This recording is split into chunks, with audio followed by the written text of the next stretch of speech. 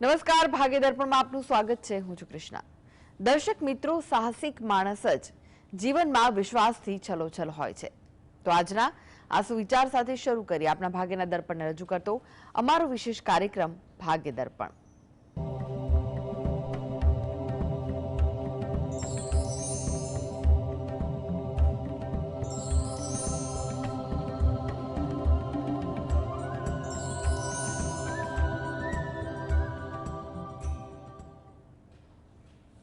તો ભાગ્ય દર્પણમાં આપના પ્રશ્નના નિરાકરણ, રાશિફળ, પંચાંગ વિશે માહિતી અને માર્ગદર્શન આપવા માટે આપણી સાથે જોડાઈ ગયા છે જાણીતા જ્યોતિષાચાર્ય અને વાસ્તુશાસ્ત્રી હસીતભાઈ પાઠક. હસીતભાઈ, ભાગ્ય દર્પણમાં આપનું સ્વાગત છે. નમસ્કાર.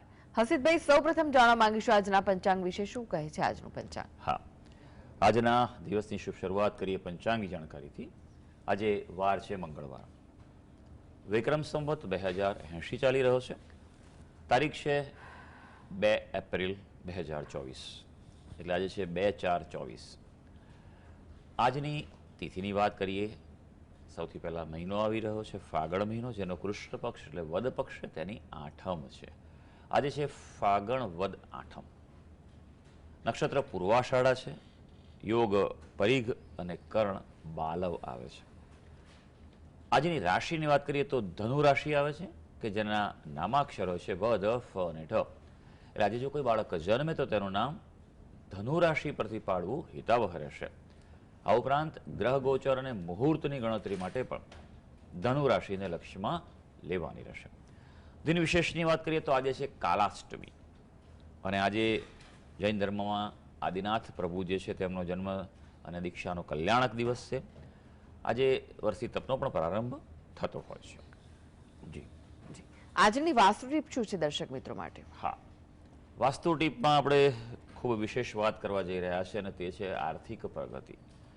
આજનો સમય એવો છે કે પૈસા વગર, ધન વગર કોઈને ચાલે એવું છે નહીં. કારણ કે આજના બધા જ વ્યવહારો જે છે તે કોઈને કોઈ રીતે ધન ઉપર જ નિર્ભર રહેલા છે. સંબંધોમાં પણ અત્યારે એવું થઈ ગયું છે કે ભાઈ ધન હોય તો સંબંધો ટકી રહેશે, નહીંતર તેમાં પણ તકલીફો અને સમસ્યાઓ અને પડકારો ઊભા થતા જોવા મળે છે. તો વાસ્તુશાસ્ત્ર એ ખૂબ જ ઉપયોગી શાસ્ત્ર છે આર્થિક પ્રગતિ કરવા માટે. આર્થિક ક્ષેત્ર એ ખૂબ વિશાળ ક્ષેત્ર છે. જીવનમાં તકો મળવી, યોગ્ય તકો મળવી, તેનો યોગ્ય સમયે લાભ લઈ લેવો એ ખૂબ અગત્યનું છે. ઘણીવાર પસ્તાતા હોઈએ કે આ કાર્ય કરી દીધું તો સારું હતું, આ તક લઈ લીધી હોત તો સારું હતું, બીજા વ્યક્તિ છે તેણે તક ઝડપીને અત્યારે આગળ નીકળી ગયા. એનું કારણ હોય છે કે ઉર્જા ક્યાંક તમારા જે નિવાસ સ્થાન છે, કાર્યસ્થળ છે, તેમાં ઓછી છે, ક્યાં એમાં અસંતુલન છે અથવા વાસ્તુ દોષ છે. જો વાસ્તુ દોષનું યોગ્ય રીતે, શાસ્ત્રીય રીતે નિવારણ કરવામાં આવે તો ઘણી બધી રીતે આર્થિક પ્રગતિ થતી જોવા મળતી હોય છે. આર્થિક બાબતોમાં એવું નથી, ઘણીવાર આવક હોય છે, સારી આવક પણ હોય, પણ સામે જવા ખર્ચા પણ એટલા રહેતા હોય છે કે પૈસા આવે એટલે જવા તૈયાર હોય. આવું પણ ઘણીવાર બનતું હોય છે. ત્યારે વાસ્તુશાસ્ત્ર એ પણ બતાવે છે કે કઈ દિશાઓને સાચવવી અને કઈ દિશાઓનું વિશેષ ધ્યાન રાખવું જોઈએ. જી. હસીતભાઈ, 12 રાશિનું રાશિફળ જાણીએ તે પહેલા એક દર્શક મિત્ર આપણી સાથે જોડાયા છે, મહેશભાઈ છે. મહેશભાઈ, આપણે જેમના માટે પ્રશ્ન પૂછવો હોય તેમની જન્મ તારીખ જણાવો. 2/2/1961. ફરીથી જણાવશો? 2/2/1961. 13/2. બીજો મહિનો અને 1961. જી. સમય કયો છે? સવારે 6:55. સ્થળ? જામનગર. પ્રશ્ન જણાવો, શું પૂછવું છે? મારી નોકરી બાબત પછી 2 વર્ષ થયા છે ને કઈ કામકાજ નથી, એના માટેનું. શેનું કામકાજ કરતા હતા ભાઈ? હું એકાઉન્ટ નું કરતો હતો, પણ શેઠ ગુજરી ગયા ને એટલે છૂટો કરી દીધો. એ કેમ મેળ ખાતો નથી. 2 વર્ષ થયા. બરોબર. સારું ભાઈ, ચાલો જોઈ લઈએ આપણે કે તમારી કુંડળી શું કહી રહી છે અને શું અત્યારનો સમય ચાલી રહ્યો છે. કુંડળી પર નજર નાખતા પ્રથમ સ્થાન જેને લગ્ન સ્થાન કહેવાય તેમાં મકર રાશિ છે, તેને મકર લગ્ન કહેવાય. મકર લગ્ન આવી રહ્યું છે. રાશિ તમારી સિંહ રાશિ આવી રહી છે. આપણી કુંડળીમાં લગ્ન સ્થાનમાં જે શનિ સૂર્યનો સંઘર્ષ દોષ છે, પણ રાહુ સાથે ચંદ્ર પણ છે એટલે ગ્રહણ દોષ થયો છે. અત્યારે રાહુની જ દશા ચાલી છે. રાહુ આપના અષ્ટમ સ્થાનમાં છે એટલે પીડા આપી રહ્યો છે. શનિ મહારાજ છે ધનસ્થાનમાંથી તેનું પરિભ્રમણ થઈ રહ્યું છે અને એને લગભગ 1.5 વર્ષ જેવું થવું છે એટલે એની અસર પણ જોવા મળી રહી છે. એ થોડોક સમય તમારે પ્રતિકૂળતા રહી શકે એવું છે તો થોડી ધીરજ રાખવી પડશે. લગભગ 1 વર્ષ જેવો સમય હજી પણ છે. શનિ મહારાજનું પરિભ્રમણ કુંભ રાશિમાંથી મીન રાશિમાં થશે ત્યારે તમને અનુકૂળતા વધશે. પણ તેમ છતાં તકો માટે બે વસ્તુનું ધ્યાન રાખજો. જુઓ, આજથી જ મેં શરૂ કર્યું છે કે વાસ્તુશાસ્ત્ર અને આર્થિક પ્રગતિના વિષય ઉપર હું માહિતી, માર્ગદર્શન અને ટિપ્સ આપી રહ્યો છું. એ ધ્યાનથી સાંભળજો અને એ પ્રમાણે કરશો તો પણ તમને ફેર પડશે. તમારા ઘરની ઉત્તર દિશા જે છે એ 0 ડિગ્રી પર આવે એ ઉત્તર દિશાની વાત કરું છું. એને ખૂબ સ્વચ્છ રાખો, હલકી રાખો, ત્યાં હવા ઉજાસ આવે, બરાબર છે, એ પ્રમાણે રાખો. ત્યાં કોઈ દોષ ન હોવો જોઈએ, ત્યાં લાલ રંગ ન હોવો જોઈએ. આ બધી બાબતોનું વિશેષ ધ્યાન રાખજો. શક્ય હોય તો કોઈ અનુભવી વાસ્તુના તજજ્ઞને બતાવી દેજો તો એનાથી ઘણો ફેર પડે છે. કારણ કે ઉત્તર દિશા એ તકની દિશા છે. તકો માટે ઉત્તર દિશા ખૂબ મહત્વની છે એટલે એ વાતનું ધ્યાન રાખજો. કુંડી પર નજર નાખીશું. તમારે ગ્રહણ દોષ અને સંઘર્ષ દોષ બંને છે. બંનેનું આપ નિવારણ કરાવો વિન્યાસ સંકલ્પ પદ્ધતિથી. અને ખાસ કરીને શિવજીની ઉપાસના કરો. પક્ષીઓને કંઈ ને કંઈ ચણ નાખવાનું નિયમિત ટેવ રાખો અને પીપળાની પ્રદક્ષિણા કરો જળ ચડાવીને અને પ્રાર્થના કરો કે મારી આર્થિક પરિસ્થિતિ સુધરે, મને કોઈ કાર્યક્ષેત્રે સારી તક પ્રાપ્ત થાય. શંભુભાઈ જોડાયા છે. શંભુભાઈ, આપને જેમના માટે પ્રશ્ન પૂછવો હોય તેમની જન્મ તારીખ જણાવો. 7/10/96. ફરીથી જણાવશો? 7/10/1996. જન્મ સમય? જન્મ 20/17. 20/17. જી. હા. સ્થળ કયું છે? અમદાવાદ. પ્રશ્ન જણાવો, શું પૂછવું છે? લગ્ન એવી છે. લગ્ન ક્યારે થશે એમ કહું. કોના વિશે પ્રશ્ન છે ભાઈ આ? મારી પૌત્રી વિશે. હા, હંમેશા એ જણાવવું ભાઈ કે પ્રશ્ન કોના વિશે કરો છો. સારું, ચાલો જોઈ લઈએ કુંડળી શું આવી રહી છે અને શું વિગત આવી રહી છે. મેષ લગ્નની કુંડળી આવે છે. રાશિ જે છે તે કર્ક રાશિ છે. ચતુર્થ સ્થાનમાં મંગળ પણ છે. કર્ક રાશિનો નીચેનો મંગળ છે એટલે માંગલિક કુંડળી કહી શકાય. મધ્યમ યોગ એક ચાલુ છે પણ કદાચ વિલંબ થાય તો 2025માં પણ લગ્ન થવાની શક્યતા દેખાઈ રહી છે. બે વસ્તુ ખાસ કરવાની જરૂર છે આ કુંડળીમાં કારણ કે તેના કારણે આ વિલંબ થઈ રહ્યો તેવું બની શકે. કારણ કે પ્રબળ શ્રાપિત દોષ છે અને ગ્રહણ દોષ છે અને તેના કારણે આ અસર વિશેષ જોવા મળી રહી છે. એટલે વિન્યાસ સંકલ્પ પદ્ધતિથી શ્રાપિત દોષ અને ગ્રહણ દોષ છે તેનું આપ નિવારણ કરાવો. વિન્યાસ સંકલ્પ પદ્ધતિ એક વિશેષ પ્રભાવશાળી પદ્ધતિ છે. બીજું ખાસ કે તમારા કુળદેવી જે છે તેને પ્રાર્થના કરો. આ દર્શને જઈ આવો, ત્યાં માતાજીને શણગાર પ્રસાદ ધરાવો. શક્ય હોય તો શુક્રવારના દિવસે નાની કન્યા છે તેને ખીર ખવડાવો, તેના હાથે કોઈ વસ્ત્રોનું દાન કરાવો અથવા કોઈ મીઠાઈ ખવડાવડાવો. શુક્રવારના દિવસે માં લક્ષ્મી છે મંદિરમાં ગાયના ઘીનું દાન કરાવો તેના હાથે. આટલું તમે નિયમિત કરાવડાવશો અને આજે કહું છું ઉપાય કરશે તો અનુકૂળતા વધી શકશે. જી. પ્રકાશભાઈ જોડાઈ ગયા છે. પ્રકાશભાઈ, આપને જેમના માટે પ્રશ્ન પૂછવો હોય તેમની જન્મ તારીખ જણાવો. 5/12/1986. જન્મ સમય? જન્મ સમય સાંજે 8:25 શારદાબેન હોસ્પિટલ અમદાવાદ. જી. પ્રશ્ન જણાવો, શું પૂછવું છે? પ્રશ્ન જણાવો. હવે કેવું રહેશે આનું આગળનું ભવિષ્ય કેવું છે એમ? કોના વિશે પ્રશ્ન છે ભાઈ? મારા દીકરા માટે. શું કરે છે આપનો દીકરો અત્યારે? હાલમાં નોકરી કરે છે ટાટા મોટરમાં. અચ્છા અચ્છા, તો તકલીફ શું છે અત્યારે? બસ કશું નથી, આગળનું ભવિષ્ય કેવું છે એમ. ઓકે ઓકે, સારું સારું. ચાલો, એ પણ સારી વાત છે ભાઈ કે માણસે હંમેશા સાવચેત રહેવું જોઈએ, સાવધાન રહેવું જોઈએ. ઘણા વ્યક્તિ એવા હોય છે કે ભાઈ બધું બરાબર ચાલે છે, બેફિકર રહે છે. હા, ખોટે ખોટું પણ પડવું ના જોઈએ. જાણકારી મેળવવી જરૂર છે. આવનારો સમય કેવો છે, દશા કેવી ચાલે છે અને શું ધ્યાન રાખવું તો કોઈ ઉપાય કરવાનો તો કરી લેવા જોઈએ.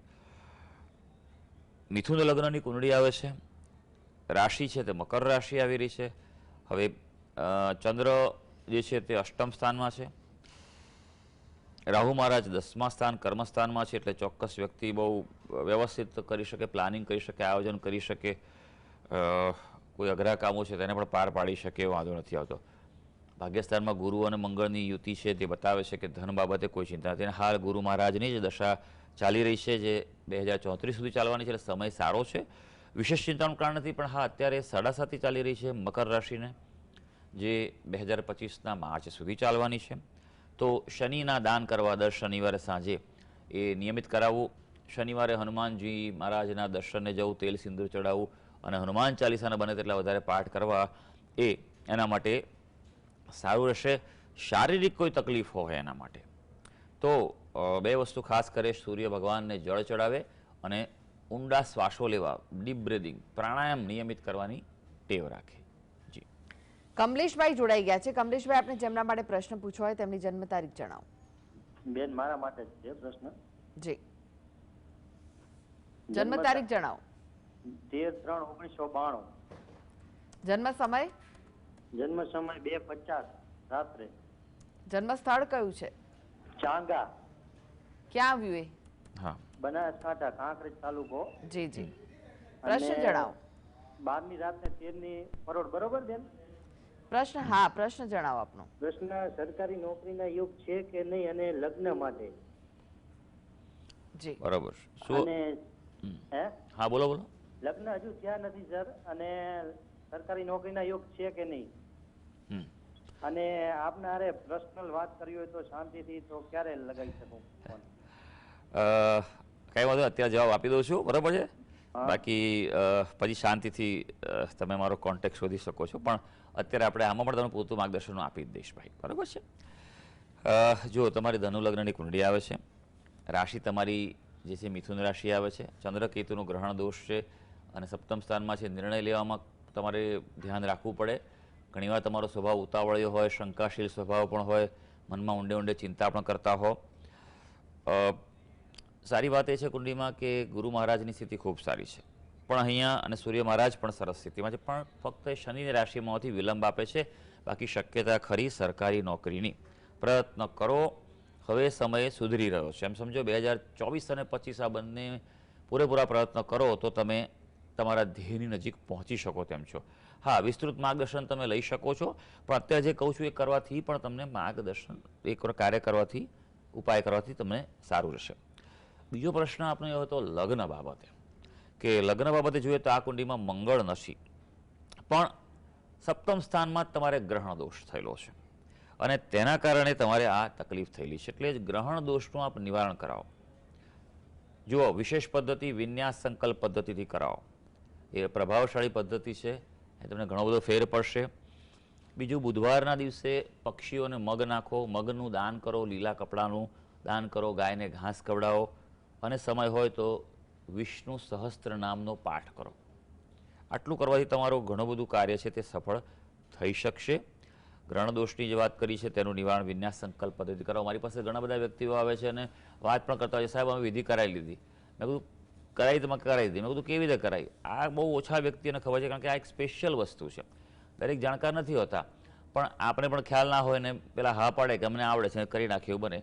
પણ થોડુંક માર્ગદર્શન પ્રોપર લઈને આગળ વધશો તો તેની અસર સારી જોવા મળી શકે છે. અને હા, બીજું, સરકારી નોકરી એટલે સૂર્ય મજબૂત બનાવો એ આવશ્યક છે.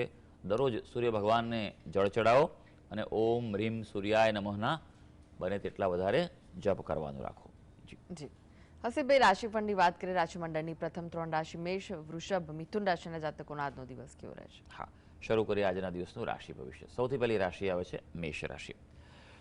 મેષ રાશિના જાતકો જેના નામાક્ષર હોય છે અ, લ અને ઈ, આપના માટે ભાઈ આજનો દિવસ હળવાશ આપવા જઈ રહ્યો છે, એટલે મનમાં રિલેક્સેશન ફીલ કરશો, પણ વધારે પડતા રિલેક્સ થશે નહીં, કારણ કે તમારું કામકાજ, ધંધો, વ્યવસાય હશે તેમાં આજે તકેદારી રાખવી આવશ્યક છે. આજે પોતાની આવડતથી સફળતા છે, એટલે માટે પોતાની જાતના ભરોસે જ રહેવાનું છે. હવે વૃષભ રાશિ જેના નામાક્ષર છે બ અને ઉ, કામકાજમાં વધુ વ્યસ્તતા જોવા મળી શકે અને ઘણીવાર બિઝી દિવસ હોય તો પણ મજાનો હોય છે, પણ અંગત ક્ષેત્રે ધ્યાન રાખવાનું છે. દાંપત્ય જીવનમાં ક્યાંક પ્રતિકૂળતા ઊભી થાય તેવું બની શકે. આજે ઉતાવળે કોઈ નિર્ણય ન લેવો. હવે મિથુન રાશિ. મિથુન રાશિના જાતકો જેના નામાક્ષર હોય છે ક, શ અને ગ. આજે મહેનતનું ફળ મળે તેવો દિવસ છે, એટલે તમારે જે પરિણામ જોઈએ તે પણ મહેનત કરજો, કારણ કે જેટલા ઇનપુટ એટલા આઉટપુટ છે. આજે થોડો બાળકો માટે, સંતાનો માટે ચોક્કસ થોડો સમય કાઢજો. આજે થોડોક સમય ધ્યાન આપજો, એની સાથે જે રીતે પણ સમય વિતાવા એટલું કરજો. તેના કોઈ પ્રશ્નો હોય તો નિરાકરણ માટે પણ પૂરેપૂરો પ્રયત્ન કરી લેજો. અપરિણિત વ્યક્તિ માટે આજનો દિવસ અનુકૂળ છે. પાત્ર પસંદગી માટે ચોક્કસ પ્રયત્ન કરી લેવો જોઈએ. ઠીક છે. હવે વાત કરીએ કર્ક થી કન્યા રાશિના જાતકોની, તેમનો આજનો દિવસ કેવો રહેશે? કર્ક રાશિની વાત કરીએ. કર્ક રાશિના જાતકો જેના નામાક્ષર છે ડ અને હ, માનસિક અશાંતિથી તણાવ રહે એટલે થોડુંક ઊંડા શ્વાસ અને સંયમ જરૂરી છે. નોકરિયાત વર્ગ હોય, સેવાકર્મી હોય, કન્સલ્ટન્ટવાળા હોય, બ્રોકર હોય, દલાલ, તો આજે સહકાર મળે તેવો દિવસ છે. જમીન મકાનના કોઈ પ્રશ્નો હશે ઉકેલાશે. જમીન મકાનના ક્ષેત્રે કાર્ય કરશો તો તે સફળતા આપી શકશે. હવે સિંહ રાશિ. સિંહ રાશિના જાતકો જેના નામાક્ષરો છે મ અને ટ, આજે મનોબળમાં વધારો થાય તેવો દિવસ છે. પોઝિટિવિટી તમે ફીલ કરશો, પણ તેના કારણે ઓવર કોન્ફિડન્સ ના રાખતા, નહીં તો અંગત ક્ષેત્રે સંતાનો સાથે પણ ક્યાંક મતભેદ ઊભા થાય. હા, આજે થોડું દેવદર્શનને જજો, જપ ઉપાસના કરજો, જે તમારા માટે ફાયદાકારક છે. હવે કન્યા રાશિ, તેના નામાક્ષર છે પઠ અને અણ. કન્યા રાશિના વ્યક્તિઓ માટે વાત કરીએ તો કાર્યક્ષેત્રે મહત્વના નિર્ણય લેવાય તેવો દિવસ છે. પોઝિટિવિટી આજે ફીલ કરશો, પણ માતાની તબિયતનું થોડું ધ્યાન રાખવું પડે એવો આજનો દિવસ છે. આજે બજેટ, ફાઇનાન્શિયલ પ્લાનિંગનું ખૂબ ધ્યાન રાખજો. આવક જાવકનું સંતુલન ક્યાંક ખોરવાઈ જાય તેવું બની શકે. જી હસીબભાઈ, આગળ પણ બાકીની રાશિનું રાશિફળ આપની પાસેથી જાણીશું. તો ભાગ્ય દર્પણમાં આગળ વધીએ તે પહેલા હાલ આપણી સાથે જોડાયેલા છે જાણીતા જ્યોતિષાચાર્ય અને વાસ્તુશાસ્ત્રી હસીબભાઈ પાઠક. હસીબભાઈ, એક દર્શક મિત્ર આપણી સાથે જોડાયા છે, રૂપાલીબેન છે. રૂપાલીબેન, આપને જેમના માટે પ્રશ્ન પૂછવો હોય તેમની જન્મ તારીખ જણાવો. 19/8 વર્ષ કયું? વર્ષ એક જ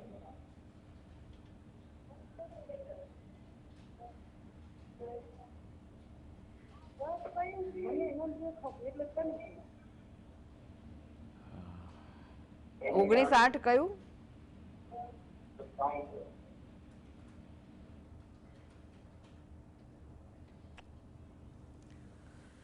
અનેક દર્શક મિત્ર જોડાઈ ગયા છે. રોનકભાઈ છે. રોનકભાઈ, આપને જેમના માટે પ્રશ્ન પૂછવો હોય તેમની જન્મ તારીખ જણાવો.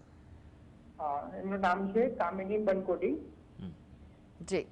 જન્મ તારીખ છે 4 ઓગસ્ટ 2001. સમય? જન્મ સમય છે સવારે 10:45 નો. સ્થળ કયું છે? ઉત્તરાખંડ. ઉત્તરાખંડમાં પણ કયું સ્થળ કયું? બાગેશ્વર. જી, પ્રશ્ન જણાવો, શું પૂછવું પ્રશ્ન છે? મારો હમણાં પ્રેઝન્ટમાં કંપની સેક્રેટરી અને LLB સાથે પરસ્યુ કરે છે. જી. તો એમાં આગળ એને સફળતા કેવી રીતે? CS માં બહુ રૂકાવટ આવે છે.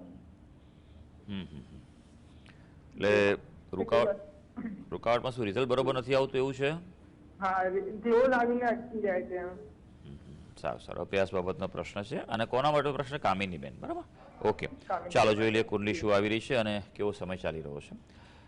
કન્યા લગ્નની કુંડલી આવે છે. રાશિની જો વાત કરવામાં આવે તો મકર રાશિ આવી રહી છે.